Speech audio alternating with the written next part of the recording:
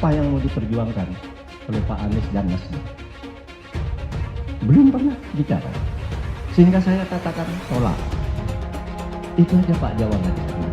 Kenapa ketika ditawari oleh Pak Ganjar mau? Nah, saya ingin katakan yang pertama tentu saja karena koalisinya udah memenuhi syarat itu satu. Yang kedua Pak, dan visinya kan belum ketemu. Saya bilang kita mau memperjuangkan apa? Kalau dengan PDIP begitu dipanggil diberitahu ini visinya. Oke, saya tanda tangan bersedia. Saya barusan dari IKN. Mas Anies, dengan berbagai kondisi yang ada di Jakarta, apa pendapat Mas Anies ketika kemudian Indonesia sentris itu ingin dibangun, mimpi besar anak bangsa sejak presiden sebelumnya ingin dibangun untuk memindahkan ibu kota dari Jakarta ke IKN? IKN hanya membangun tempat untuk aparat sipil negara bekerja, bukan untuk rakyat. Jadi jangan kita meniru pemerintah Belanda. Mereka punya kota tua, ketika kota tua turun permukaan mereka pindah ke selatan, bikin di sekitar Monas, ditinggalkan, masalah tidak diselesaikan.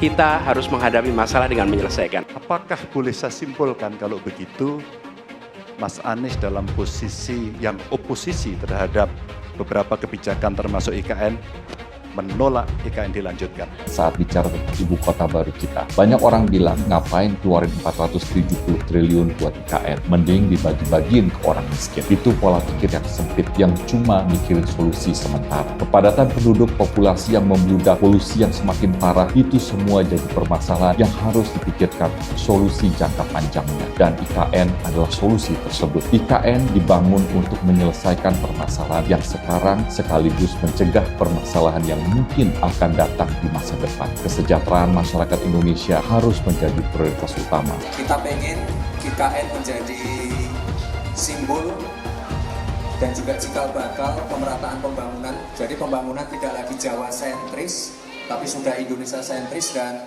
saya meyakini pembangunan IKN ini bukan hanya membangun istana yang megah, tapi juga sebagai simbol transformasi pembangunan di Indonesia. Ya, dan saya yakin semua kan dilibatkan, UMKM, warga lokal, dan lain-lain. Ini saya pertama kalinya ke IKN, Bapak Ibu, ini luar biasa sekali. Mohon doanya. Sesudah keputusan MK, dan kemudian di MK dibentuk MK yang hasilnya mengatakan bahwa terjadi pelanggaran etika berat yang menyebabkan keputusan yang dibuat oleh MK secara etika bermasalah. Sesudah Bapak mendengar bahwa ternyata pencalonan persyaratannya bermasalah secara etika, pertanyaan saya, apa perasaan Bapak ketika mendengar bahwa ada pelanggaran etika di situ? Bagaimana perasaan Mas Prabowo soal etik? Enggak semua etik. Oposisi itu penting dan sama-sama terhormat. Sayangnya tidak semua orang tahan untuk berada menjadi oposisi. Oke? Seperti sampaikan Pak Prabowo tidak tahan untuk menjadi oposisi. Apa yang terjadi? Beliau sendiri menyampaikan bahwa tidak berada dalam kekuasaan membuat tidak bisa berusaha. Karena itu harus berada dalam kekuasaan. Pak Prabowo, karena nomor 2 saya pertanyaannya 2. Ada 12 kasus pelanggaran HAM berat, mulai dari peristiwa 65, penembakan misterius, Talang Sari, penghilangan paksa, sampai Wamena. Pertanyaan kedua, di luar sana menunggu banyak ibu-ibu, apakah Bapak bisa membantu menemukan di mana kuburnya yang hilang agar mereka bisa berziarah? Apalagi mau ditanya kepada saya sudah menjawab berkali-kali, ada rekam digitalnya. Saya sudah jawab berkali-kali. Tiap 5 tahun kalau polling saya naik, ditanya lagi soal itu.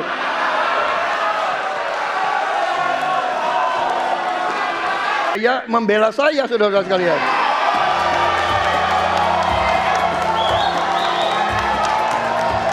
Jadi masalah HAM jangan dipolitisasi, Mas Ganjar, ya. Apa komentar Pak Prabowo terhadap putusan MK yang melahirkan MK itu? Itu aja. Ini Mahkamah Konstitusi, aturannya sudah jelas. kita juga bukan anak kecil, rakyat kita juga pandai, rakyat kita lihat, rakyat kita tahu. Mas Ganjar, kita tahulah ya bagaimana prosesnya, ya. Yang intervensi siapa, ya kan? Yang intervensi siapa? Tapi intinya adalah kita tegakkan konstitusi, kita tegakkan undang-undang, kita perbaiki yang kurang sempurna, dan kita patuh kepada komitmen undang-undang itu sendiri. Kita harus membuat yudikatif kuat, dan saya berkomitmen untuk memperkuat itu. Manakala saya menerima mandat dari rakyat, saya akan memperbaiki kualitas hidup semua hakim-hakim di Republik Indonesia, semua pekerja di sekitar pengadilan, dan semua penegak hukum akan saya perbaiki kualitas hidupnya, gajinya diperbaiki, supaya mereka tidak dapat diintervensi, tidak dapat disogok, tidak dapat dikorup. Itu komitmen saya kepada rakyat Indonesia. Dari si penegakan hukumnya dulu. Maka kalau saya mulai dari sini, maka yang mesti dilakukan adalah pemiskinan. Yang kedua, perampasan aset. Maka segera kita bereskan undang-undang perampasan aset, dan untuk pejabat yang korupsi bawa ke Nusa Kambangan, agar bisa punya efek jera bahwa ini tidak main-main. Tidak ada lagi jual beli jabatan. Yang kedua, jangan biarkan mereka store pada pemimpinnya. Kalau ini terjadi, kerunyaman itu akan muncul, dan pemimpin tidak boleh ragu untuk memutuskan itu. Menko Polhukam itu sudah ada lebih dari 15. Tapi saudara, di dalam sejarah kan tidak pernah ada Menko Polhukam melakukan tindakan hukum. Karena alasannya saya kan hanya koordinator. Kalau saya sikat semua. Koruptor, mafia, penjahat, saya ikut turun tangan. Dan itu kalau saya ada di posisi baru yang lebih luas kewenangannya, itu nanti akan lebih banyak yang saya lakukan untuk itu. Calon yang saya pilih, saya katakan di sini ya, saya yang pilih, saya yang minta, saya yang memilih. Tidak ada itu dinasti-dinastian. Kalau dinasti merah putih, apa salahnya? Kalau dinasti patriotik, apa salahnya? Tim Prabowo Gibran, Koalisi Indonesia Maju mengatakan, kita akan lanjutkan pembangunan yang sudah dilaksanakan oleh Presiden Jokowi. Kita tidak ragu-ragu mengatakan IKN akan kita lanjutkan, BPJS kita lanjutkan, Kartu Prakerja kita lanjutkan, Kartu Indonesia Pintar kita lanjutkan. Hilirisasi kita harus lanjutkan, dan akan kita sempurnakan, akan kita tingkatkan, saudara-saudara, karena hilirisasi adalah masa depan bangsa Indonesia. Sebelum saya dipanggil Yang Maha Kuasa, saya ingin melihat bangsa Indonesia menjadi bangsa yang makmur. Saya tidak mau lihat ada kakek-kakek umur 70 tahun masih menarik becak untuk cari sesuap nasi. Saya ingin memberi yang terbaik untuk rakyat saya yang saya cintai.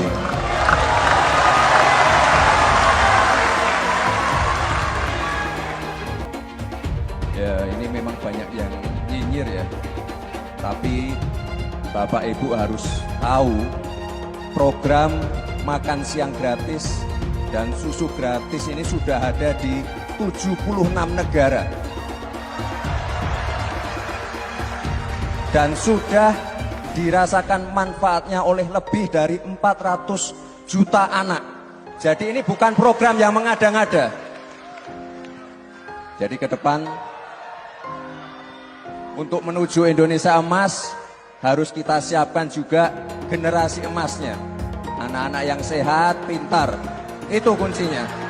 Kita di Solo menang, kemudian ditarik ke Jakarta, gubernur sekali menang, kemudian 2 kali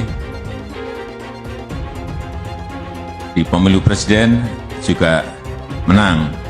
Mohon maaf Pak Prabowo. Kelihatannya setelah ini jatahnya Pak Prabowo. Kenapa kita membutuhkan pemimpin yang namanya Pak Prabowo Subianto dan Gibran Raka Buming Raka? Saudara-saudara semua, Indonesia adalah negara besar.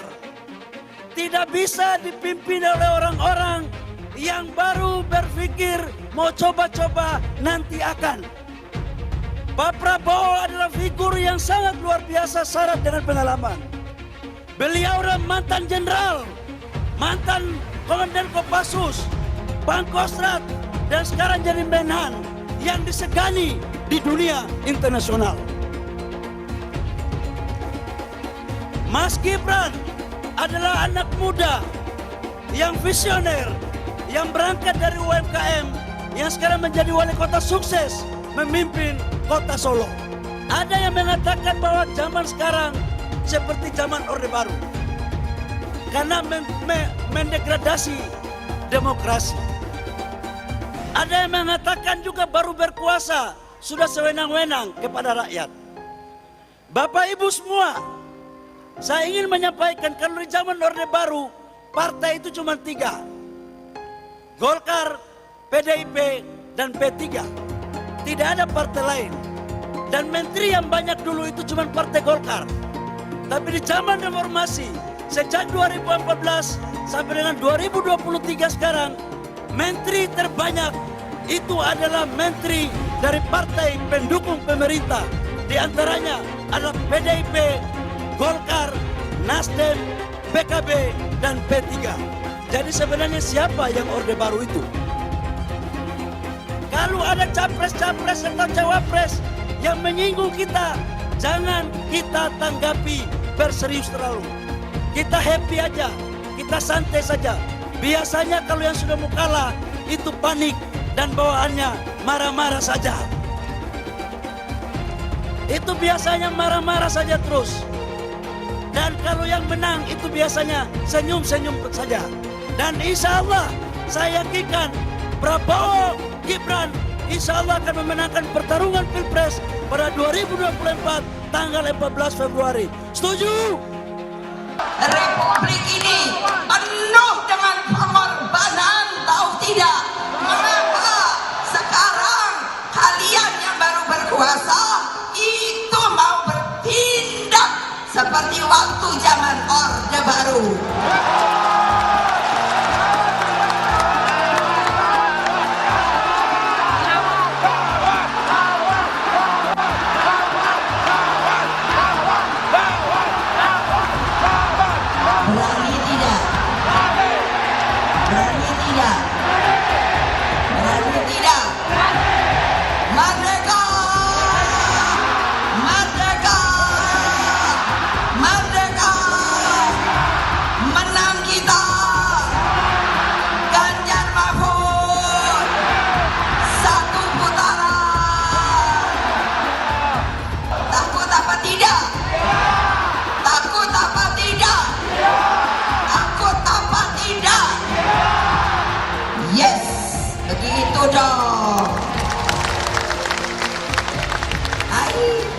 Mestinya ibu nggak boleh ngomong gitu, tapi ibu udah jengkel, tahu nggak?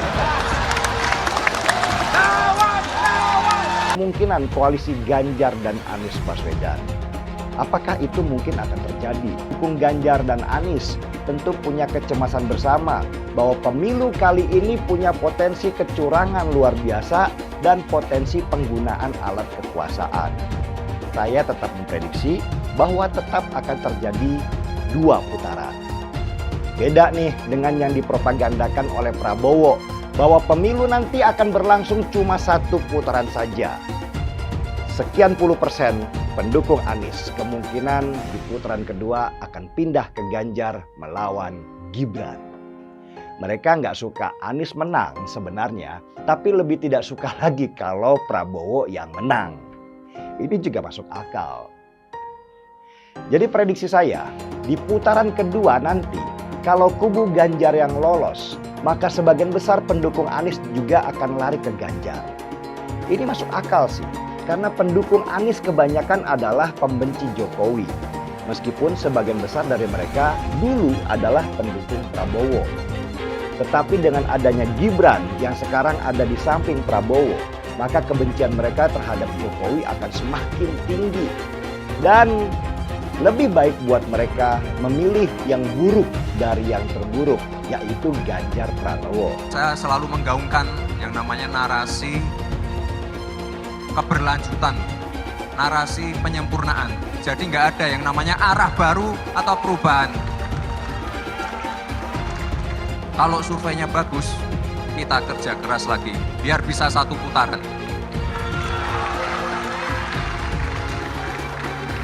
Bilang dihalang-halangi, Anies masih sering bikin acara di sana-sini. Bebas pula. Duh, nggak capek apa ngibulin rakyat mulu, Pak? Nah, yang gue pertanyakan nih, Anies itu kampanye di mana-mana sering naik pesawat jet. Nah, pesawat jet biaya sewanya dari mana, Pak? Atau itu pesawat jetnya siapa, Pak? Coba jujur deh. Karena setahu gue nih, itu punya bos Anda, Surya Paloh. Anies bicara soal pendidikan. Padahal waktu dia di Jakarta, dia sendiri nggak mampu buat memberikan bangku sekolah yang cukup waktu mimpin di Jakarta. Artinya, dia nggak mampu memberikan bukti kalau omongan dia itu bisa dilaksanakan. Anies bilang, setiap jabatan harus diisi sama orang-orang yang kompeten. Lah, faktanya di Jakarta, beberapa jabatan diisi sama orang-orang dekatnya dia. Nggak kompeten pula. Terus TGUPP, itu yang jumlahnya seabrek-abrek, fungsinya buat apa, Pak? Kok Jakarta makin berantakan sih? Sekali lagi, Anies nggak bisa membuktikan omongannya. Anies bilang dia akan membuka lapangan kerja. Yang dulu janjinya 200.000 lapangan kerja, ternyata cuma omong kosong, alias cuma janji palsu. Soal pembangunan yang berkelanjutan. Dia bilang di Jakarta dia udah meneruskan yang udah baik. Lu jangan percaya ya, itu ngibul.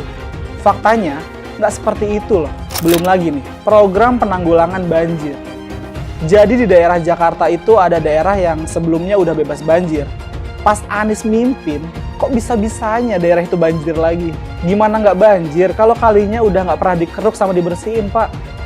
Kalau soal Jakarta, gue bisa bicara banyak deh. Jadi gue saksi bobroknya kepemimpinan Anies di Jakarta.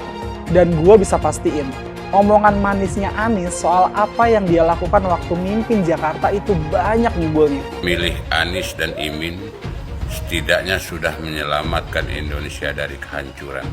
Gus Dur saja dikudetanya, apalagi rakyat. Yang satu memang jago kata-kata, jago beretorika, nggak kelawan kalau soal kata-kata. Di sisi lain, kita sama-sama melihat yang sudah ditulis pakai tangan dia sendiri, pakai hati dia sendiri, lagi dia ingkari, apalagi hanya mengandalkan kata-kata dan janji. Pun demikian dengan janji Cak Ponimin. Gus Muhaimin memberikan program siapapun yang hamil yang ada di muka bumi Indonesia ini akan diberikan tunjangan selama hamil. Karena itu yang masih jomblo secepatnya nikah, hamil, dibiayai kehamilannya oleh Gus Muhaimin. Akan mendapatkan subsidi, akan mendapatkan tunjangan rata-rata 6 juta selama kehamilan. Gus Muhaimin dan PKB menang. Semua yang punya sepeda motor, BBM-nya kita subsidi gratis tanpa biaya. Siapa yang di sini punya sepeda motor? Tahun 2024 PKB menang, Gus Muhaimin presiden, disubsidi serendah-rendahnya harga subsidi BBM. Kalau PKB sekarang bukan PKB Gus Dur, ini PKB Caimin. Jadi beda, PKB-nya sudah beda. Jadi nggak bisa lagi menurut saya, memang masih tetap jualan nama Gus Dur, itu ada larangannya jelas sekali. Tapi ya namanya orang masih mencuri-curi, kebiasaan kayaknya mencuri-curi. Mencuri partai, sekarang mencuri gambar. Gus Dur pendiri partai, orang yang dikatakan oleh Caimin sebagai guru politiknya, malah dikudeta, apalagi rakyat. Susah kan mau milih pemimpin seperti itu nanti? Pak Prabowo hari ini adalah calon presiden dari Partai Gerindra. Saya sampaikan berkali-kali bahwa saya tidak ingin menjegal, saya tidak mau menjadi orang yang dibawa untuk berhadapan dengan Pak Prabowo dan menghentikan Pak Prabowo. Saya tidak mau. Dan saya katakan itu kepada siapapun yang datang kepada saya untuk berbicara tentang calon presiden. Yang nanti anak saya dan anak-anak saya akan ingat itu. Nah, saya tidak mau mengkhianati, menikam pada orang yang dulu sudah bekerja, membantu, dan berjuang bersama. Bapak Politik Identitas Indonesia Anies Baswedan, Bapak Intoleransi Indonesia Anies Baswedan, jangan lupakan, jangan terlena, jangan sampai dia pecahkan kita dengan dagangan ayat dan mayatnya. Air itu turun dari langit, turunnya ke atap rumah langsung sumur bor, bukan ke sungai dan ke laut. Saya mensyukuri kenapa kalah, kenapa ditahan. Saya bersyukur atas itu semua. Saya coba bayangkan ya, kalau seandainya waktu itu kita menang gitu ya, hari ini belum tentu kita bisa nikmati seperti ini. Kita bersyukur 5 tahun Tuhan izinkan kasih ke orang yang pintar ngomong untuk kerja. Coba kalau kita bayangkan gitu ya, kalau kemarin saya masih jadi gubernur, ini saya udah turun ini. Tapi yang pintar ngomong itu dikira orang hebat kan? Ini lebih berbahaya tahun 2024. Langsung ketahuan karakternya. Langsung ketahuan itu. Di saya juga ada kutipan Pak di kamar saya Pak. Tulisannya, Jakarta telah mengambil keputusan yang fatal. Jangan hanya konsentrasi pada pembangunan benda-benda mati yang indah difoto dan bisa ditunjukkan dalam 5 tahun hasilnya. Kalau kita mau menilai sebuah janji, maka lihat janjinya atau lihat kenyataannya. Dulu janjinya apa ya? Dan ini aneh, betul-betul aneh.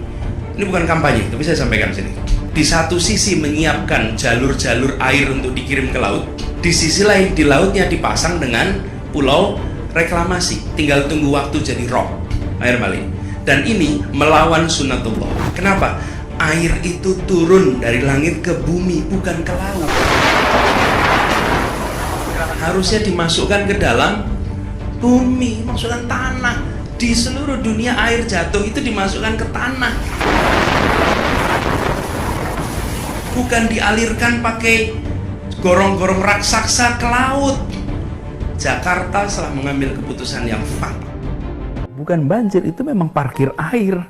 Bukan banjir, itu memang parkir air. Masyarakat berkeliling dengan membawa toa untuk memberitahu semuanya, termasuk sirine. Ibon 82 miliar. Apa alat transportasi yang dimiliki oleh hampir setiap orang? Alat transportasi yang dimiliki semua orang adalah kaki. Kalau seandainya orang Jakarta percaya Pak Anies jadi gubernur pun, saya berani jamin kok dia akan lakukan normalisasi yang sama seperti saya lakukan kok. Nggak usah bohong lah. Ketika air sampai di muara, maka siap untuk dipompa ke laut. Pancasila Soekarno, ketuhanan ada di pantai. Anak Tuhan dari mana? Kalau Yesus anak Tuhan, bidangnya siapa? Besok di seluruh wilayah Indonesia kami katakan damai. Iblis hanya menggoda orang yang beriman.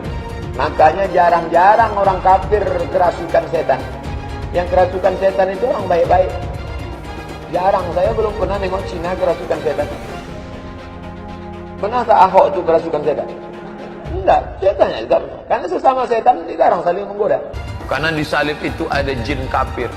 Karena di salib itu ada jin kafir. Karena di salib itu ada jin kafir. Haleluya. Kepalanya ke kiri apa ke kanan?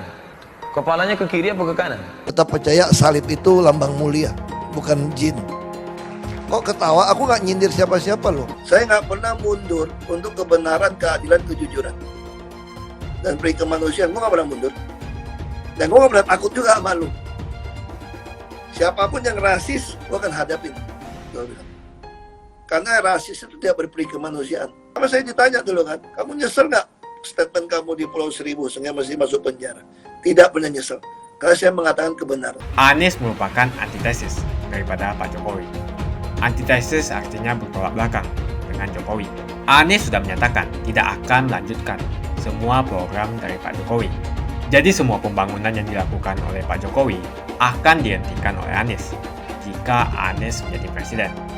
Lagi pula Anies didukung oleh Khilafah dan pendukung Anies adalah ormas seperti FPI dan HTI.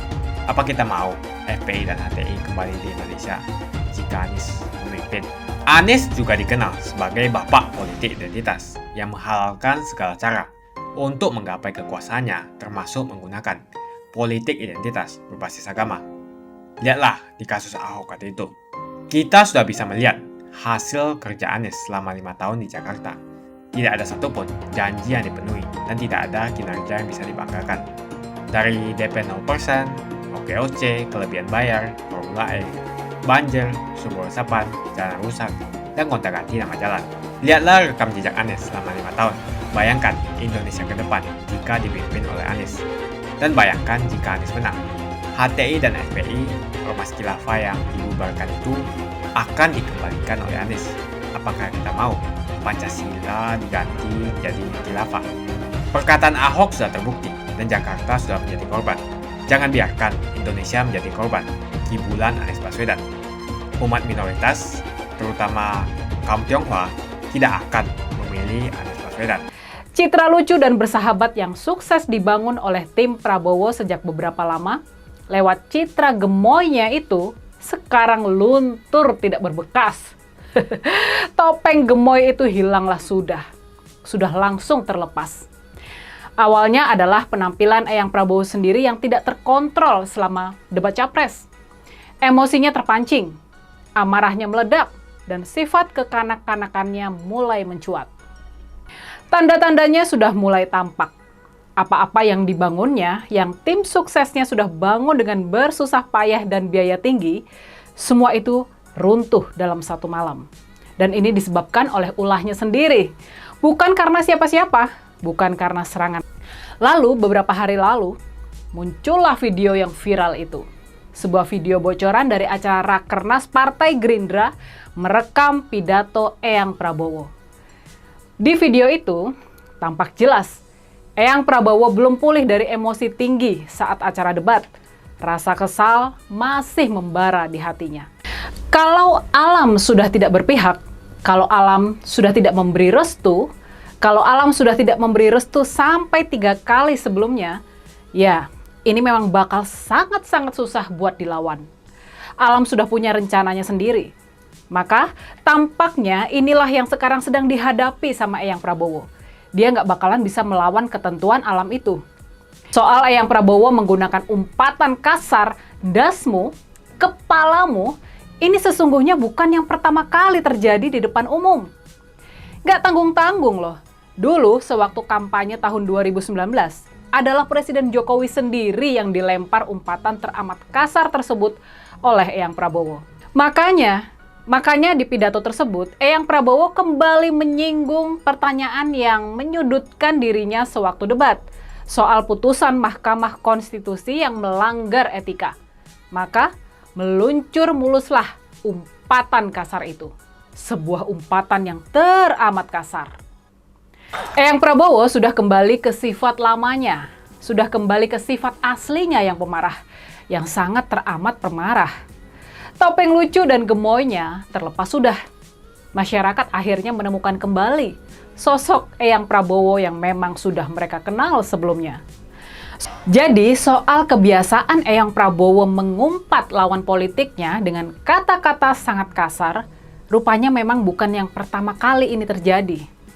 Dan ini baru ucapan Eyang yang terekam kamera dan menyebar ke publik saja.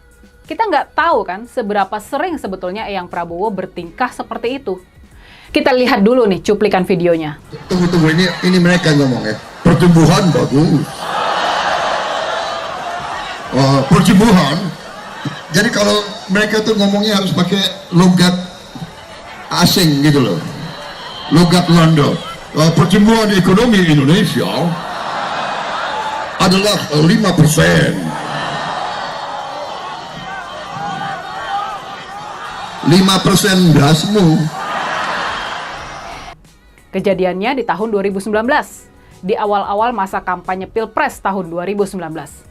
Waktu pidato di lapangan Stadion Pakansari Bogor, Eyang Prabowo mengejek pencapaian pertumbuhan ekonomi Pak Jokowi yang 5%. Juga dengan kata teramat kasar, ndasmu itu.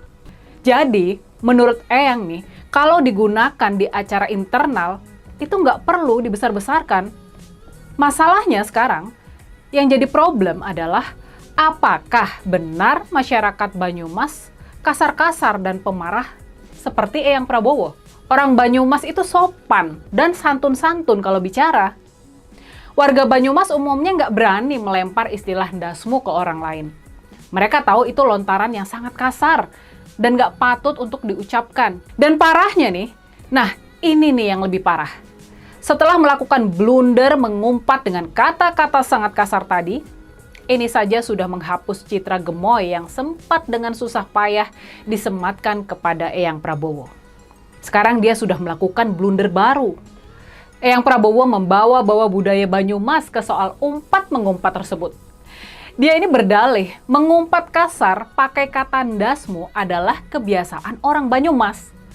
Dan Eyang Prabowo sendiri memang punya orang tua yang berasal dari Banyumas. Tapi kita balik lagi nih ke cerita di awal tadi. Tampaknya nih, Eyang Prabowo memang sedang mencoba melawan sabda alam. Kalau alam sudah tidak berpihak, kalau alam sudah tidak memberi restu, ya ini memang bakal sangat-sangat susah buat dilawan. Alam sudah punya rencananya sendiri. Eyang Prabowo nggak direstui oleh alam buat jadi pemimpin Indonesia. Makanya Eyang Prabowo ini, dia ini semakin hari malah semakin parah saja. Sesudah bikin satu blunder, dia malah bikin blunder-blunder susulan. Dan semakin lama, semakin terkuak juga sifat-sifat asli dari Eyang yang selama ini dicoba ditutupi kepada generasi muda, kepada generasi Z lewat kampanye gemoy menggunakan gambar-gambar lucu dari AI tersebut. Dulu Anies bisa menang karena menggunakan agama dan etnis. Isu agama, ras, dan antar golongan dinikmati oleh relawan Anies. Saat itu Anies didukung oleh FPI, HTI, dan pengasong khilafah lainnya. Pada akhirnya Ahok harus kalah, namun kekalahan dia adalah kekalahan yang membuka mata rakyat Indonesia bahwa masih ada orang-orang yang menang dengan cara menggunakan politisasi agama atau politik identitas berbasis agama. Ternyata banyak sekali orang yang dengan mudah terhasut lewat jalan-jalan seperti itu. Relawan Anies terutama dari FPI, HTI, PA212 seperti Bahar Smith dan Rizik Syihab selalu menghujat Cina, etnis Cina. Tapi saat ini negara Cina sudah menjadi nomor 1 di dunia. Saya bangga sebagai Cina. Etnis Tionghoa dicap sebagai pemberontak, sedangkan etnis Arab dianggap sebagai Tuhan atau Tuan dari pribumi.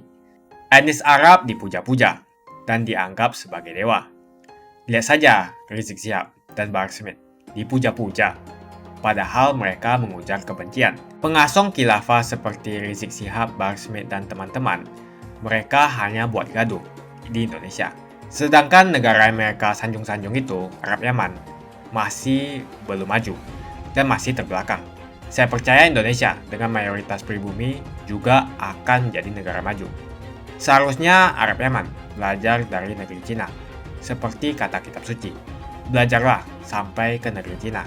Anies dan juga pendukung Anies seperti Rizik Syihab, Bahar Smith, dan kelompok-kelompok HTI dan FPI harus belajar ke negeri Cina supaya tidak lagi melakukan kelebihan bayar. Yang jelas saya memilih pribumi, bukan yang dari Yaman. Ganjar jelas pribumi, nasionalis, dan pasti akan melanjutkan visi dan misi dari Pak Jokowi. Suara Ahok merepresentasi warga minoritas, dan etnis Tionghoa mendukung Ganjar Pranowo. Ahok pasti akan mendukung Ganjar karena Ahok anti radikalisme. Ahok yang jelas tidak akan mendukung Anies Baswedan karena Anies Baswedan didukung oleh kelompok khilafah, HTI, dan FPI, ormas terlarang itu. Anies merupakan antitesis daripada Pak Jokowi dan diragukan kenasionalisannya, apalagi pribumiannya. Antitesis artinya bertolak belakang dengan Jokowi. Anies sudah menyatakan tidak akan melanjutkan semua program dari Pak Jokowi. Jadi semua pembangunan yang dilakukan oleh Pak Jokowi akan dihentikan oleh Anies. jika Anies menjadi presiden. Lagi pula Anies didukung oleh khilafah, dan pendukung Anies adalah ormas seperti FPI dan HTI. Apa kita mau FPI dan HTI kembali di Indonesia jika Anies memimpin? Anies juga dikenal sebagai bapak politik identitas yang menghalalkan segala cara untuk menggapai kekuasaannya, termasuk menggunakan politik identitas berbasis agama. Lihatlah di kasus Ahok waktu itu. Kita sudah bisa melihat hasil kerja Anies selama 5 tahun di Jakarta. Tidak ada satupun janji yang dipenuhi dan tidak ada kinerja yang bisa dibanggakan. Dari DP 0%, OKOC, kelebihan bayar, Formula E, banjir, sumber resapan, jalan rusak, dan gonta-ganti nama jalan. Lihatlah rekam jejak Anies selama 5 tahun. Bayangkan Indonesia ke depan jika dipimpin oleh Anies. Dan bayangkan jika Anies menang. HTI dan FPI, ormas khilafah yang dibubarkan itu, akan dikembalikan oleh Anies. Apakah kita mau Pancasila diganti menjadi khilafah? Bagian Indonesia Timur yang mayoritas non-muslim seperti Bali tidak akan setuju dengan khilafah atau sistem khilafah. Mungkin Indonesia akan bubar jika Anies menjadi presiden. Perkataan Ahok sudah terbukti dan Jakarta sudah menjadi korban. Jangan biarkan Indonesia menjadi korban kibulan Anies Baswedan. Umat minoritas, terutama kaum Tionghoa, tidak akan memilih Anies Baswedan. Saya yakin karma Ahok mengejar Anies Baswedan. Dulu Anies memainkan politik identitas kepada Ahok. Sekarang Anies dipertanyakan kepribumiannya karena dia teriaman. Itu saja opini saya hari ini. Tuliskan opini kalian tentang Anies Baswedan. Jika kalian setuju dengan pendapat saya di video ini, pastikan kalian menekan like di video ini. Dan bagikan video ini ke teman dan family Anda supaya mereka semua mengetahui tentang informasi ini.